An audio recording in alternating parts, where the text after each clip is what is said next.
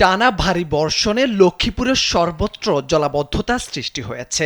বসতবাড়ি, রাস্তাঘাট, ফসলি জমি, স্কুল, কলেজ, মাছের খামার, গবাদি পশুসহ সবকিছু তলিয়ে গেছে পানির নিচে।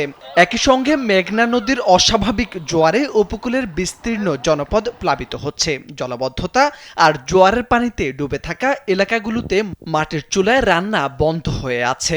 দিন দিন জনজীবনে বিপর্যয় বাড়ছে। তবে জলাবদ্ধতার কারণ হিসেবে খাল দখলমুক্ত ও উপকূল প্লাবিতের ঘটনায় নদীর তীর রক্ষা বাঁধ না থাকাকে দুষছেন স্থানীয়রা।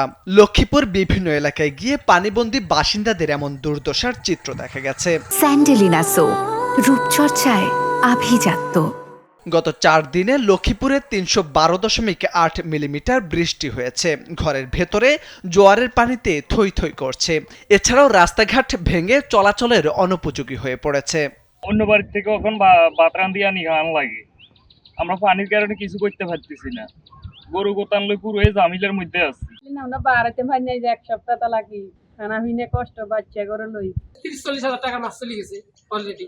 আর এখন আমি দিদি গেছি এক সেরি কোনো রকম আসে না আছে করতে পারি না। আমাকে চলতে হেঁটে বেশ দেওয়া বাচ্চা লিয়া হানি কাজে দিতে ঘরে বই থাকতে রান্না বাড়া করতাম পারি না, ঠিক মতন খাইতাম পারি না, ঠিক মতন চলতাম পারি না।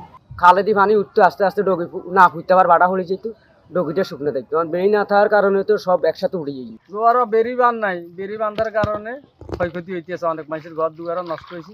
মানুষ চলাফেরা করতে অনেক কষ্ট, আমরা যাতায়াত করা অনেক কষ্ট, একটা গাড়ি চলে না। এই দেখেন, আমরা নদীর পাড় যান, দেখেন অনেক ঘরগুলো পানির নিচে তলিয়ে গেছে।